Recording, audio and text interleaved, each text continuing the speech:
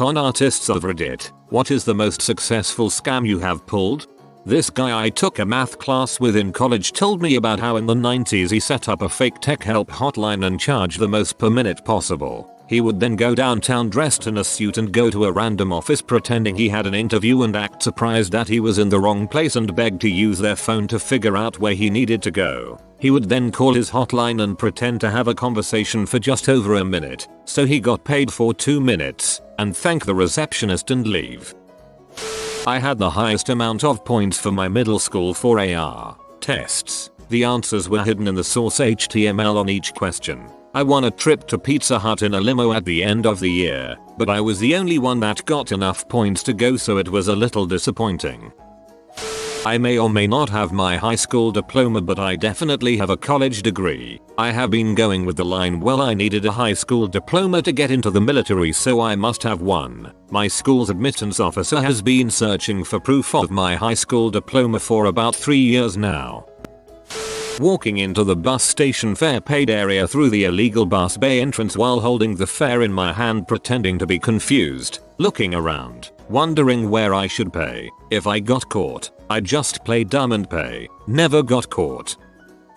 I made fake coupons. Anything within a store with a UPC barcode I cold generate a UPC barcode for. This was in college when 4 lockers were insanely popular. I made lots of BOGO free coupons that I sold for those. Anything and everything from cigarettes to Bagelbites to Xbox 360s. The key was printing them no gloss paper to make them look and feel real, no matter how ridiculous the discount was. They all scanned and only high priced items got turned down due to suspicious discounts, for example 50% off Xbox 360 and controllers. I even had a Cookit barcode scanner at home that I tested them with. It got to be such a huge thing that it made the local news, and then I stopped. You can learn a lot of cool illegal crap on the internet when you're bored during summer break surfing 4chan.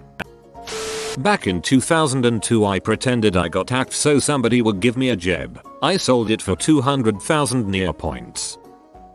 I watched my friend's dad steal a large, expensive generator from Home Depot. He put it on a flat cart and just walked out cradling a small dog with one arm and holding a cancelled credit card and an unrelated receipts in his teeth. He nodded at the guy at the door who checks receipts and just left. That was the day I knew what it was to be flabbergasted. I knew a contractor at my old job who would get cabinets from Home Depot, fill them up with whatever expensive crap he wanted, pay for the cabinets and walk out. I made a fake OkCupid profile of this insanely hot girl I went to high school with, just to get a feel for my competition as a guy. Ended up getting 100 plus messages per day. I added an Amazon wish list to the profile and told all the visitors to get me something if they wanted my attention. Got a $280 Coach watch and a $400 purse in the mail a few days later. Gave them to my mom and sister for Christmas that year. Apparently dudes get pretty thirsty. At a summer concert, a random drunk girl offered me $20 for my freshly refilled 1-liter water bottle. I quickly accepted and vanished into the crowd.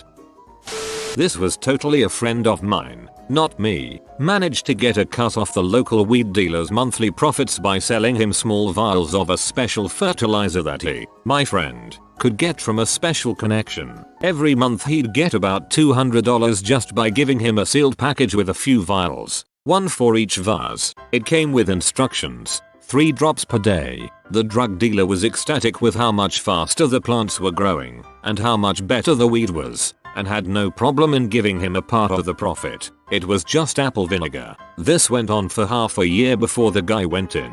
He never knew the truth.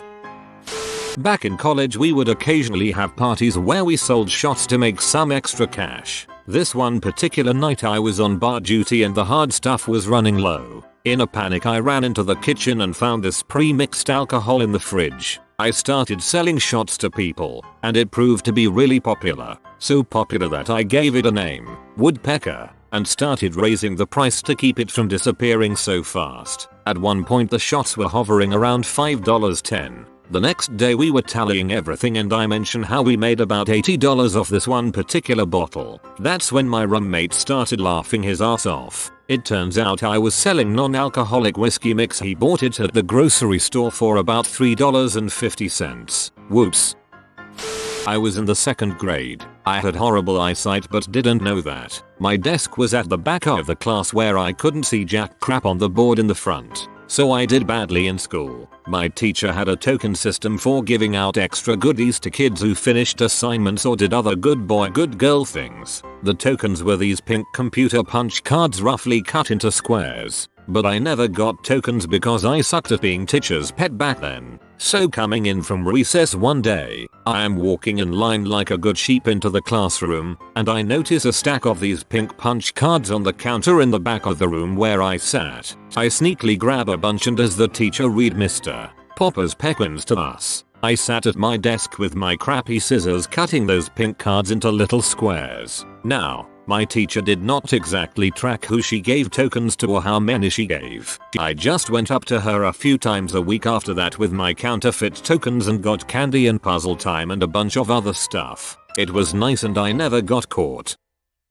Not me but a friend. He managed to get a Target uniform and borrowed a Target name tag from his older brother. Then during Black Friday, he came in and during the chaos of the night morning he walked off with a TV and Xbox.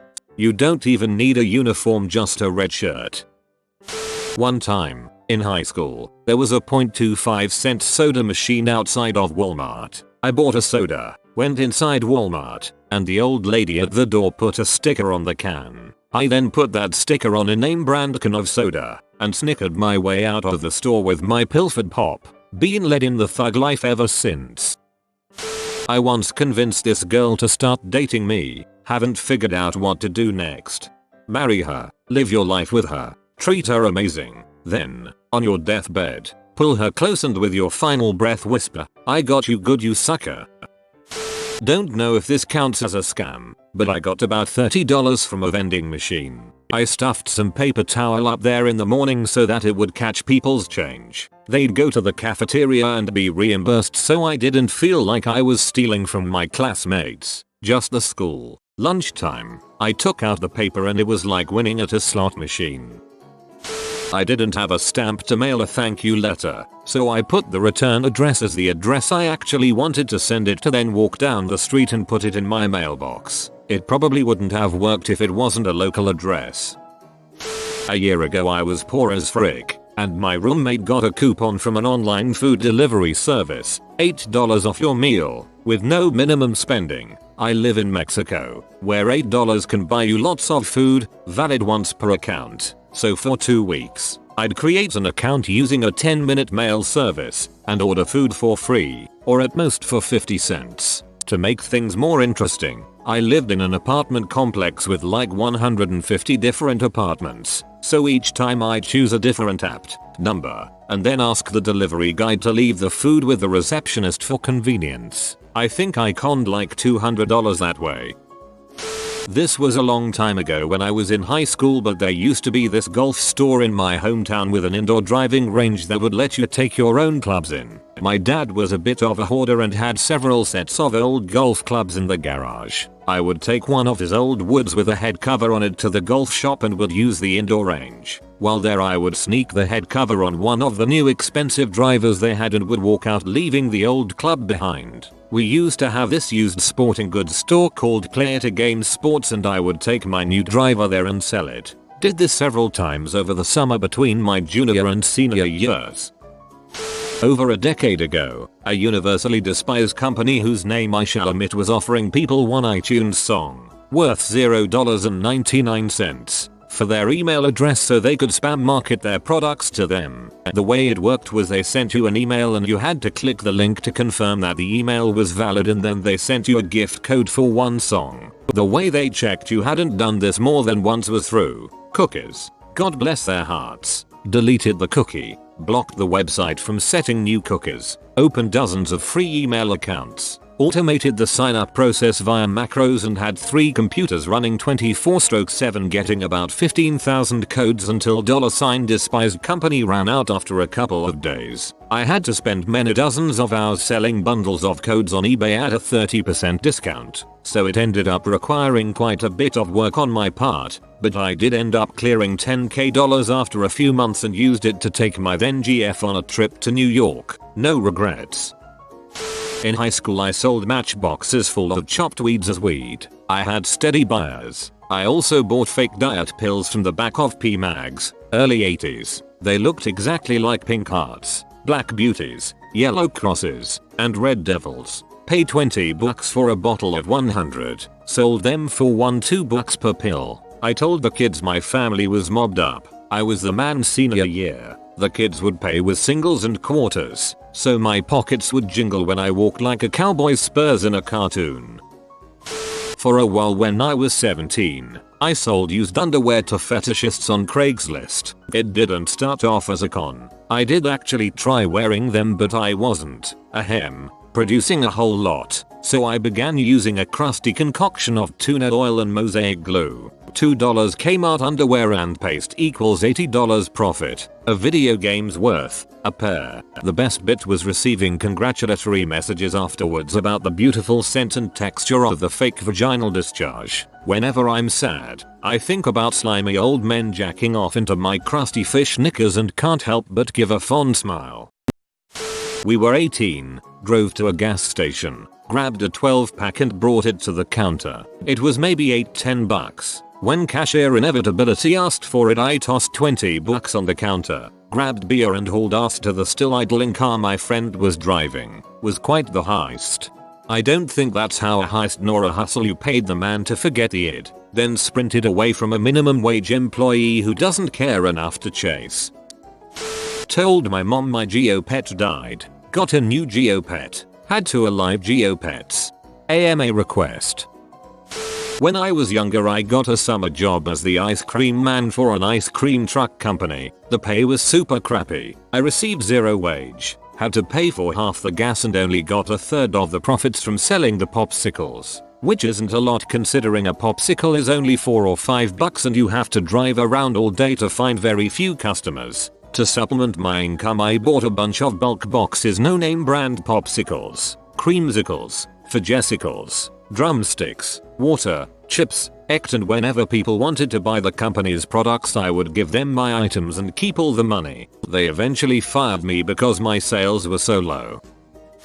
Free movies in theaters. In high school, me and a friend realized that theaters will give you a refund for as long as the movie has not started yet, even if the ticket is ripped. We also realized that the person ripping the tickets gave less than 0 shoots about their job and would rip a ticket without looking at the movie time. Put these two together and you can go to the theater, buy a ticket for a movie that starts in 3 hours, walk in and get it ripped and go see any movie you wanted. After your movie is done you just go to the counter and make up some excuse for why you can't see the movie. They give you a full refund and you walk out of there with 0 money spent. Also, you can get the really nice fancy seats for free.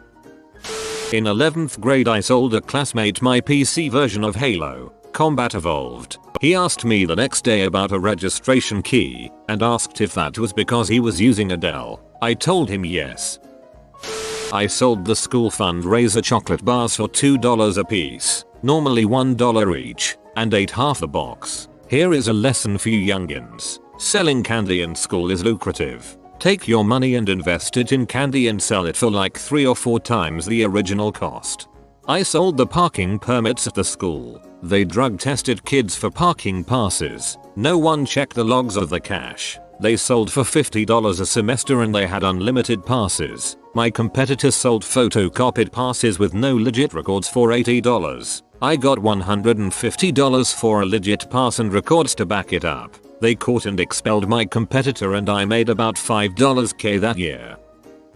I am no con artist, but there was time many years back when I had no choice but to run a con. If I didn't run this con, me and my friend would have never enjoyed as much Taco Bell as we did. I went to a small college in the far north. There was a guy who used to hang at the edge of our group who talked constantly about loving drugs, Hunter S, etc. There were few drugs around to be had, but we would take a few of the vitamin C's we had in our dorm room and occasionally sell them to Phil for a few bucks a pop, claiming they were Vicodin. Then go get Taco Bell. Our master caper was one night we needed a lot of Chinese food, so we ground up all the baby laxative that my roommate had been given by his mother because his tummy was off, and sold it to Phil as blue coke as the chopped up pills were blue. That was some great Chinese food and only ran us $40. Phil later reported he had been up for days on a coke binge. I imagine he was up for at least some reasons. 10/10 would sell Phil drugs again. His immune system rocked and he was regular. I convinced 3 kids I got duped into babysitting that I was Santa disguised as a regular guy, and I was putting together a good bad list to get them to be good and leave me alone until their dad got home. It all started on IMVU. Some of you might know about this site. It's a chat room for teens and adults. You get a little avatar. I had bad luck on this site. I was around 14 and I decided to make a female avatar to trick guys into cybering with me, then make fun of them. Well, then I learned I kinda liked it. A few years go by and I'm doing it on a different site. This time I'm a 16-year-old girl, and I meet this man who wants to be financially dominated. I figure this is my lucky day and do so, making fun of his dong. And he starts buying me crap on Amazon and shipping it to my house. Honestly, I don't know how I got away with it, because I gave him my real name, saying it was the girl's boyfriend. He wanted to webcam, but obviously I couldn't do that. I had been photoshopping pictures of random girls to look like this person I was pretending, going so far as to put fake sticky notes with his name on them. Eventually we cut it off, because I was asking for too much money. I retired the girl, and started using a different one. Lo and behold, he messages the new girl. It's insane. And somehow I get him to believe that I'm the original girl's cousin, and we'd been having an incestual relationship. He started buying more crap for a while, then we cut it off again. Like this video and this good boy will play you a nice song. If you are new to the channel, you can subscribe. I publish new videos every day. Until then, check another video, or don't. Either way, have a great day you magnificent people.